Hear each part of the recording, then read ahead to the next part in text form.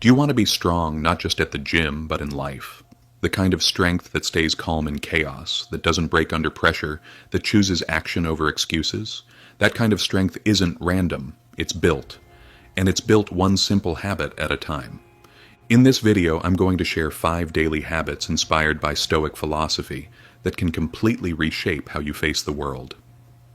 These are not just ancient ideas, they're powerful, proven mental tools that high performers, thinkers, and leaders still use today to train their mindset like a muscle. Each habit you're about to learn is something you can start doing today. No fluff, no overcomplication. Just clear, practical habits that forge resilience, clarity, and discipline, even in a world that's constantly trying to distract and overwhelm you. And here's the key. The last habit we cover is the one that pulls everything together. Skip it and you'll miss the full transformation. Stick through and you'll have a system that not only builds strength, but keeps it.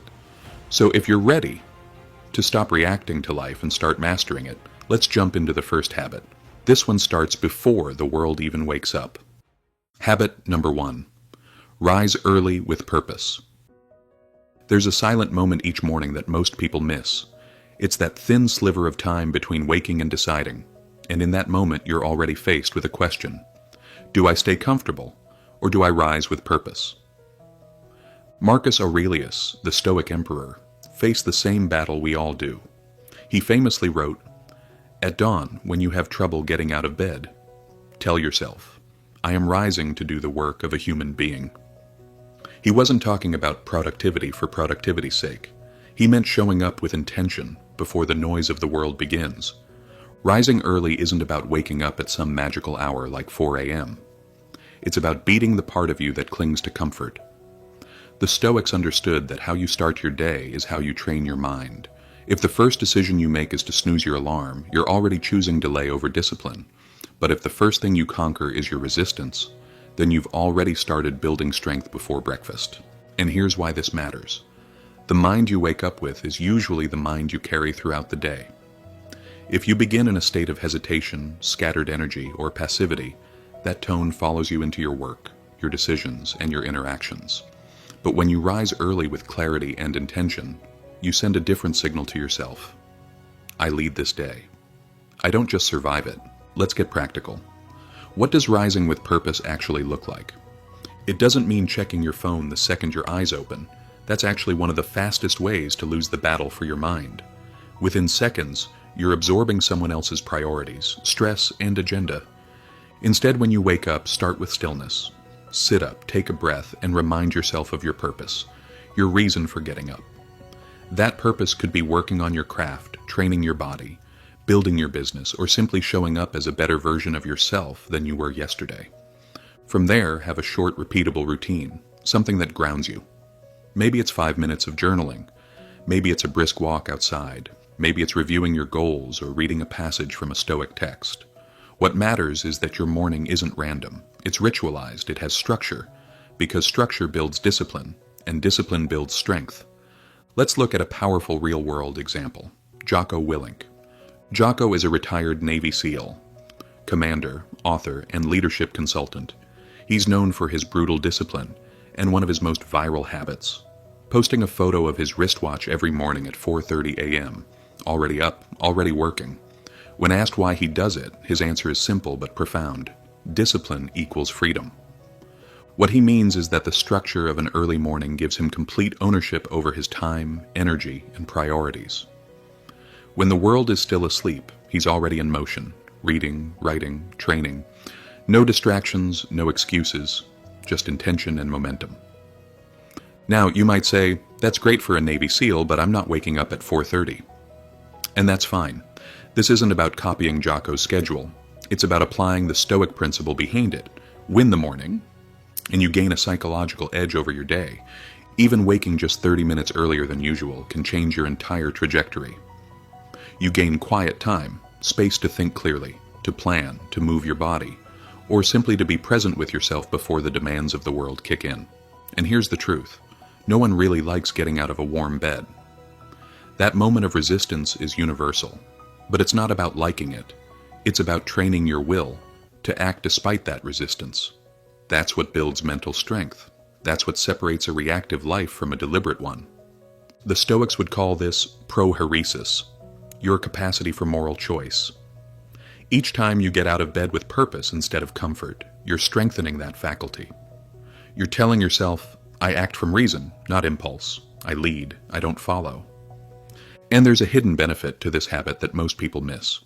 Rising early with purpose doesn't just give you time, it gives you clarity.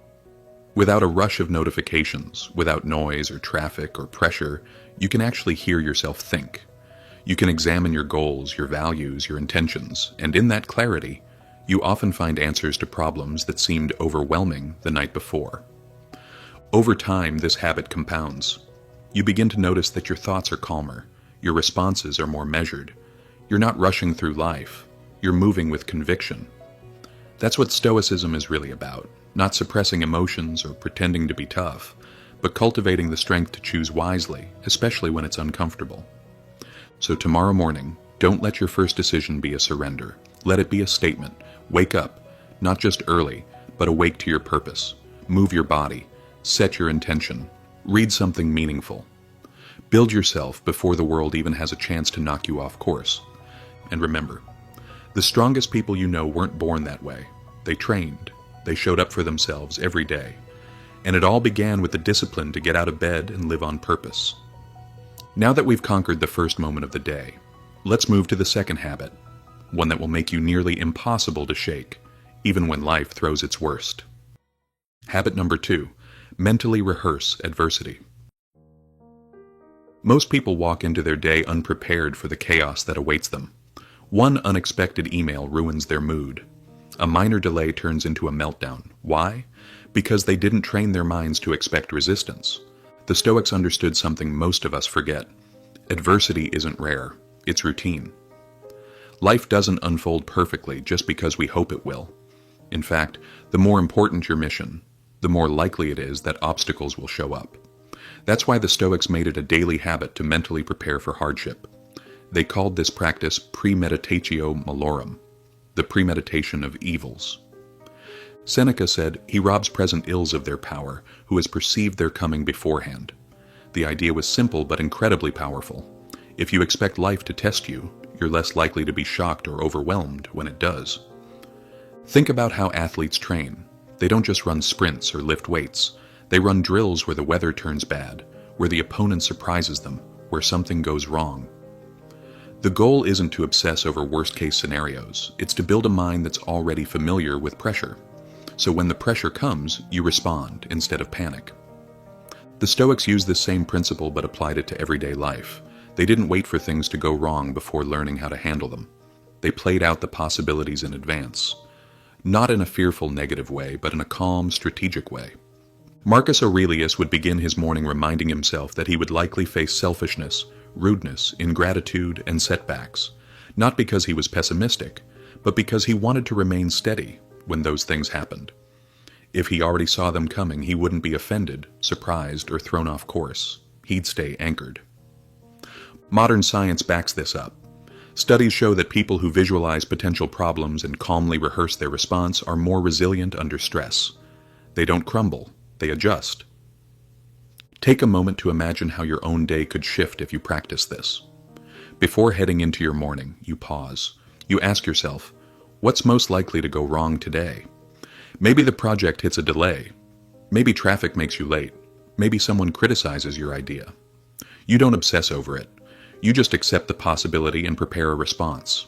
If it happens, you're not caught off guard. You're ready.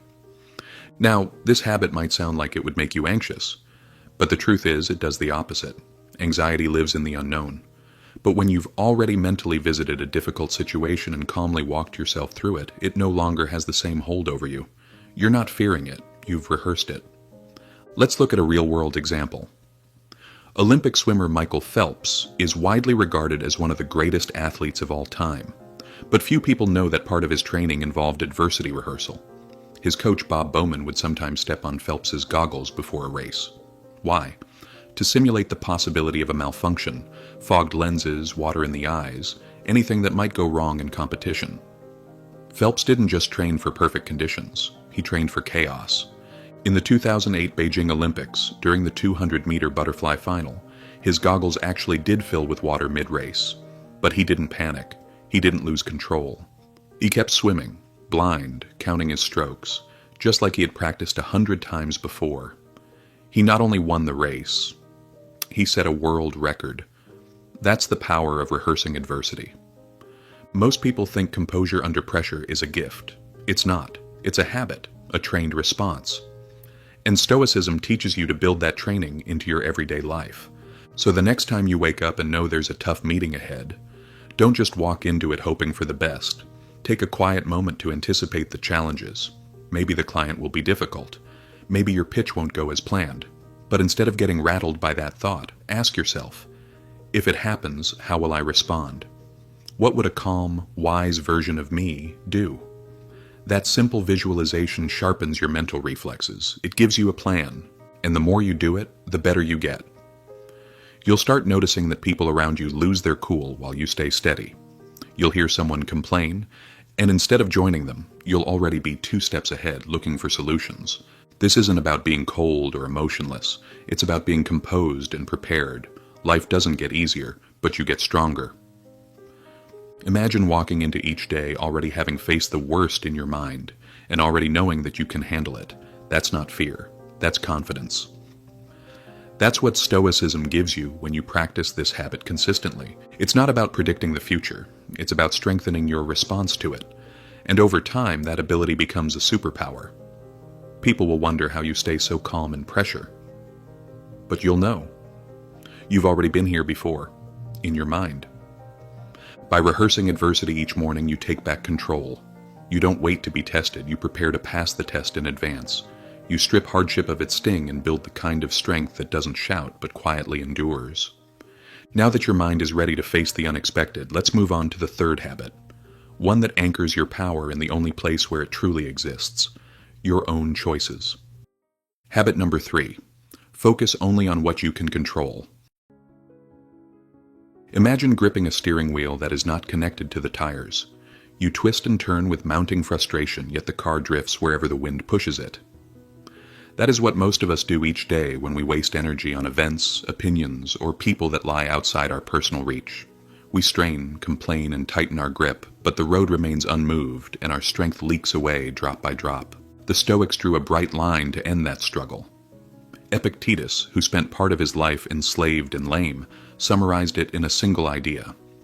Some things fall within our power and others do not. Our actions, judgments, and intentions are ours. The weather, the economy, other people's moods belong to fate. The moment you accept this split, you stop wrestling with ghosts and begin honing the one tool that is truly yours, your own choice. Epictetus lived the lesson under brutal conditions. A master once twisted his leg so violently that it broke. According to the ancient biographer, the philosopher merely observed, calmly, "That will snap," and when it did, he never sued for pity. His body was injured, but his resolve was intact. Instead of ruing the cruelty he could not change, he devoted himself to shaping the only realm still open to him, the realm of character. Centuries later, his discourses still guide people through crises far less severe than slavery and bodily harm. Modern science has caught up with the wisdom. Psychologists call it locus of control. People who believe outcomes hinge on their own behavior handle stress better, persevere longer, and recover faster after setbacks. They do not feel the universe owes them smooth sailing. They treat rough seas as a call to adjust their sails. The Stoics took that mindset from lab theory to daily practice. Consider Stephen Hawking. ALS robbed him of almost every physical faculty, yet he revolutionized our understanding of black holes in the beginning of the universe. He could not lift his head from the chair, let alone pen equations on a blackboard, but he poured every ounce of will into the tiny fraction still available, his brilliant mind and biting humor. When asked how he coped, Hawking replied that he had little time to waste on what his disease denied him. His focus was fixed on what remained, the freedom to think, to research, to teach. By mastering that small domain, he enlarged it far beyond what many able-bodied scientists achieve in a lifetime. Bring the idea closer to home. You are stuck in traffic and the minutes tick toward a meeting you cannot miss. Horns blare, frustration builds. The external scene is immovable, yet 2 paths open within you. One is to fume, swear, blame the universe, and arrive frazzled. The other is to accept that the cars will crawl at their own pace and redirect attention to what is still yours. Breathe deeply, cue up an audiobook, rehearse your talking points, maybe call ahead with a concise update, same gridlock, different inner weather, or picture an office debate. A colleague dismisses your proposal with a smirk.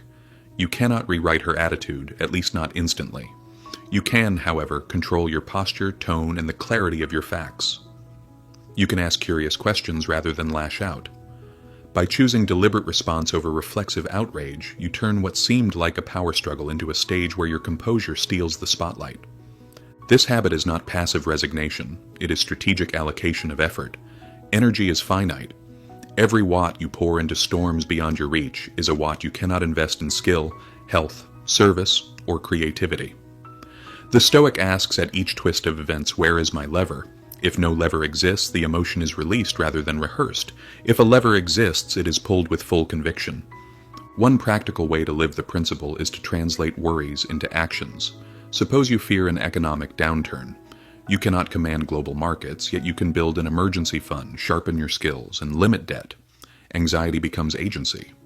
Or think of social media disputes. You cannot police the internet, but you can exit a toxic thread, post with integrity, and protect your peace. The circle of influence shrinks? Possibly. Your power inside that circle multiplies. As days pass with this mindset, an interesting shift occurs. People around you sense steadiness. They notice you rarely complain about weather or politics, yet you are first to volunteer solutions when a real lever appears. Trust accrues to you, opportunities gravitate towards you because decisive calm is magnetic in a culture of constant outrage. The discipline also rewires inner dialogue. When the voice of frustration pipes up, why is he treating me like that? Why did the flight get canceled? A second voice answers, because he chooses to, and because planes break sometimes. What can I still do that aligns with my values? Over time, the second voice gets stronger. The first fades, and emotional turbulence levels out like a once stormy sea settling after dawn. There will be moments when the boundary blurs. Loved ones fall ill, companies collapse, sudden tragedy strikes. Stoicism does not deny grief. It invites you to feel fully, then distinguish again. The diagnosis is beyond you, the care you give is not. The layoff decision stands. The preparation for your next chapter is yours. Even in sorrow, the habit tethers you to purpose rather than despair. Epictetus compared life to a ship's voyage. Some winds you command, others you cannot. The skilled sailor does not shout at the sky. He trims sails, sets rudder, and works with what blows. Cultivating that maritime poise in small daily annoyances prepares you for the squalls that truly test character. Tonight before you sleep, scan the day. Recall a moment when you obsessed over what was clearly outside your hands. Notice how it drained you. Then recall a moment when you pivoted to what you could influence and felt momentum return. Let the contrast sink in. Tomorrow, aim to catch the divergence sooner.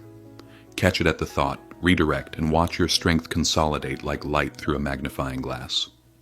Focusing only on what you can control does not shrink your life. It concentrates it. It turns scattered flashes of effort into a steady beam that can cut through obstacles. Master this habit and you will walk through chaos with the calm certainty of a person whose steering wheel is firmly connected to the tires. With that clarity established, we turn next to habit number 4, which trains the body and mind to embrace discomfort so that nothing the world throws at you feels unfamiliar. Habit number 4, embrace voluntary discomfort. Comfort is seductive. It whispers, stay warm, stay full, stay safe, while quietly stealing the edge that makes you resilient. The Stoics saw this danger long before modern life wrapped us in climate-controlled rooms and endless convenience. Seneca, a man of vast wealth, routinely slept on a hard pallet and ate the simplest food. He did this not because he had to, but because he understood a hard truth. If pleasure becomes your daily baseline, even the slightest hardship feels unbearable. By choosing discomfort on his terms, he trained his mind to remain steady when fate delivered discomfort on its terms. Think about how muscles grow. You lift a weight that is heavy enough to cause microscopic damage. The body repairs itself, and the next time that weight feels lighter. The mind is no different. When you voluntarily endure mild hardship, you create tiny tears in your complacency. Those tears heal into mental fiber that makes real adversity feel lighter. Modern life offers countless ways to soften us, yet it also offers countless opportunities to practice this ancient discipline. You can choose a cold shower when hot water is available. You can walk a mile when the car keys are in your hand. You can skip a meal even though the fridge is full. Each deliberate choice is a reminder that comfort is a luxury, not a necessity, and that you remain in command of your appetites. Consider the story of David Goggins. As a young man, he was overweight, aimless, and convinced that life had dealt him an unfair hand.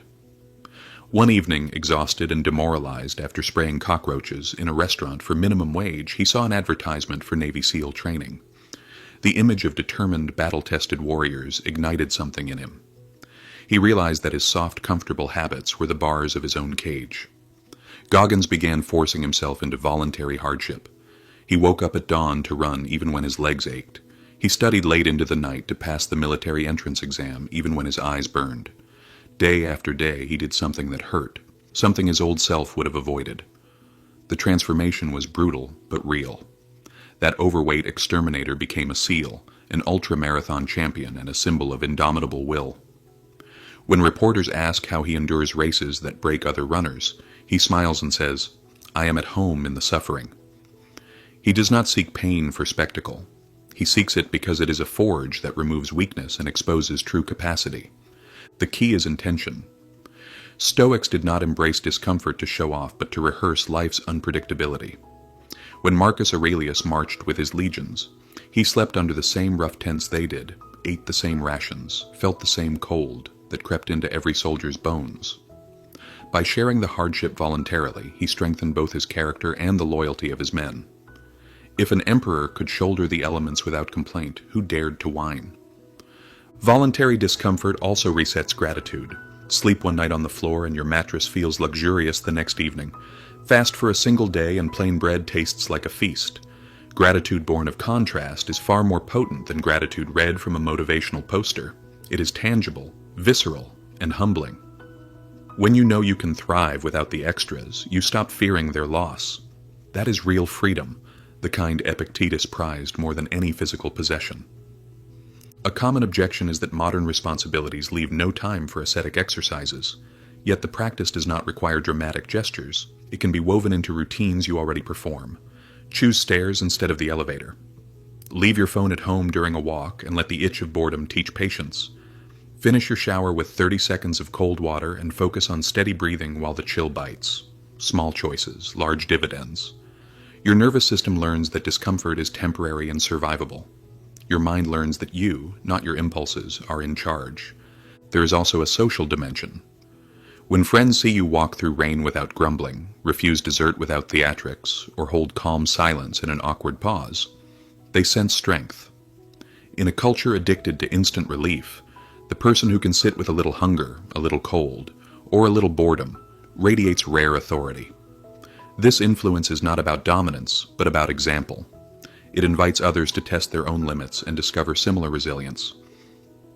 Scientific research supports what Stoics intuited. Exposure therapy shows that controlled doses of discomfort reduce anxiety. Cold water immersion boosts circulation and dopamine. Intermittent fasting improves metabolic flexibility. None of these findings surprise anyone who has slept beneath the stars or spent a winter morning chopping wood. The body and mind are anti-fragile. They grow tougher when challenged, softer when coddled. While embracing discomfort, guard against arrogance. The goal is not to brag about how little you need. The goal is to remember that you can flourish even when little is available. If you boast about your cold showers, you have already drifted into vanity, which is its own form of weakness. Real strength is quiet. It reveals itself when circumstances demand it, not when cameras do. Begin where you are. If the idea of skipping dinner feels impossible, start by drinking only water between meals. If running 5 miles terrifies you, jog until you're pleasantly out of breath, then walk back with pride. Progress, not punishment. The Stoics would nod at steady, humble improvement over theatrical extremes. Most importantly, pair physical hardship with mental reflection.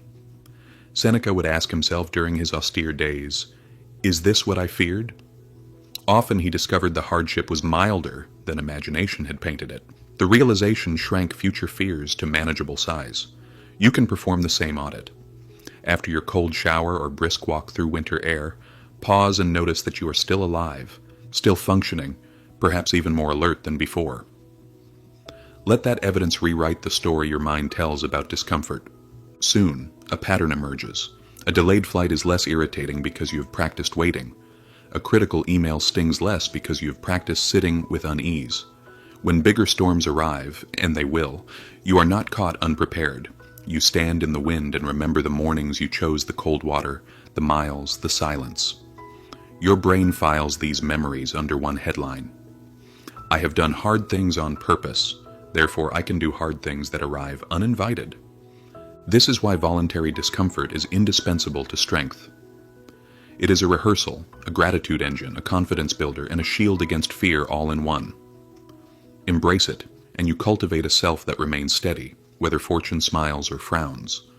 With discomfort now a trusted ally, we arrive at our final habit, the nightly ritual that binds every lesson of the day into lasting growth. Habit number 5. Reflect and journal each evening. At the end of every day, the world quiets down, but your mind often doesn't. Thoughts echo, regrets linger. Missed chances and restless plans begin to swirl in your head. Most people either run from these thoughts by numbing themselves with distraction, or they let them spiral unchecked into anxiety. The Stoics chose a third path, deliberate reflection. This final habit is the anchor of the day. It's where growth is captured, clarity is restored, and intention is reset. Seneca, one of the most disciplined minds in Stoic history, made evening reflection a sacred ritual. Before sleep, he would sit alone in silence and review the day from beginning to end. Not to judge himself harshly, and not to indulge in self-praise, but to learn. To hold up a mirror and ask the hardest, most useful questions. Where did I act with virtue? Where did I fall short? What must I change tomorrow? He treated each day as a lesson and each night as a review session. That was how he built strength, not by wishing to be better, but by facing himself honestly and making small corrections daily. This isn't just philosophical poetry, it's one of the most practical and transformative habits you can form. When you sit down, even for 5 minutes, and think through your actions, your decisions, your wins and your mistakes, you begin to understand yourself at a deeper level. Patterns emerge. Triggers become visible. You catch the moment when your patience broke, or when you hesitated to speak up. And in that recognition, you take the first step toward mastery. There is power in asking quietly, where did I waste time today? When did I speak too quickly or fail to act when I should have? What did I handle well? What did I avoid? What will I face better tomorrow? This simple act rewires your brain to become more aware, not just after the fact, but in the moment itself. You'll notice that the more you reflect in the evening, the more intentional you become during the day. You catch yourself before snapping, before procrastinating, before making the same poor choice again. Why? Because you know that tonight you'll be accountable to yourself. Not to a boss, not to a friend, but to the version of you who's paying attention. That's what Stoicism really demands, self-honesty. And this is where that honesty is sharpened, when no one is watching, when the lights are off, and when only the truth remains. The form of the reflection doesn't matter. Some Stoics wrote in journals, others spoke quietly to themselves, replaying their day like a film in their mind. You can write with a pen, type on your phone, or simply sit with your thoughts in silence. What matters is consistency. You do it every night, not just when things go wrong, but as a way to stay sharp, to keep the mind in check, and to live with greater clarity. This habit doesn't just improve discipline, it deepens your gratitude. You begin to notice small wins. The moment you held your tongue when someone tested your patience, the effort you made to help a colleague, the fact that you kept going even on a hard day. These aren't things the world may reward, but they are the things that build character. Noticing them strengthens your resolve. It reminds you that progress is happening, even when it's quiet. And yes, some nights you'll see failure. You'll realize you wasted hours, ignored your priorities, or gave in to anger. But the point isn't to shame yourself. The point is to learn. You ask, why did I fall short? And what will I do differently tomorrow? That's how improvement happens. Not with emotion, but with examination. Not with perfection, but with persistence. You're not trying to write a masterpiece, you're trying to get better, one day at a time, one night at a time. This is how you start stacking days of real growth. Quietly. Consistently. The way the Stoics did. And there's something else this ritual gives you. Peace. You sleep better when the day has been examined, when nothing is left unresolved. It's like putting your armor back on the rack, sharpening your sword and setting your focus for the next day's battle. No overthinking, no guilt, just a calm reset. Even in the modern world, some of the most grounded and focused people in business, sports, and leadership do exactly this. Not because they call it Stoicism, but because they've discovered that without reflection, you lose the plot of your own story. You drift. You repeat mistakes. You forget what matters. But with reflection, you steer. You course correct. And you grow. That's why this habit is so powerful. It transforms your days into data, your failures into lessons, your small wins into fuel. And over time, your character is shaped, not by chance, but by choice. So tonight, when the noise dies down, take that moment. Don't scroll. Don't escape. Just sit. Breathe. Ask yourself what kind of person you were today.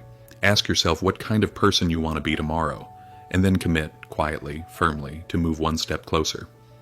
Because in Stoicism, strength isn't just found in action. It's found in awareness, in reflection, in self-command.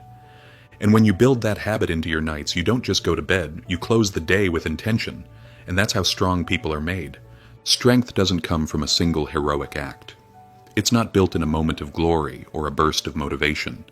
It's earned quietly, patiently, in the small things you choose to do every single day. And now you have 5 of those choices, 5 habits that have stood the test of time. You rise early, not because it's easy, but because you refuse to let comfort dictate your life. You prepare for adversity, not to live in fear, but to meet chaos with calm. You focus only on what you can control, because your energy is sacred and your time is limited. You embrace discomfort, not to suffer, but to train your spirit for anything. And at the end of the day, you reflect, because a life unexamined is a life unlived. This is the Stoic path. Simple, yes, but never shallow. Each habit is a small act of defiance against weakness, noise, and distraction. Each one is a quiet commitment to becoming something more, someone unshakable. If you build these habits consistently, your strength won't just grow, it will compound. People around you will notice. Not because you talk about it, but because you live it. You'll become the calm in the storm, the person others rely on, the one who doesn't break when things go wrong, because you've trained not to. And remember, this journey isn't about being perfect. It's about showing up. Every morning, every challenge, every night. Show up for yourself. One habit at a time. One day at a time. If this video gave you something to think about, if it stirred something in you, don't just move on. Support this work. Hit the like button, subscribe to the channel, and let me know in the comments which habit you're starting with today. Your engagement helps bring more people into this mindset and spreads the wisdom further than I ever could alone. Thank you for watching. Stay strong, stay grounded, and until next time, this is Deep Dive Stoic.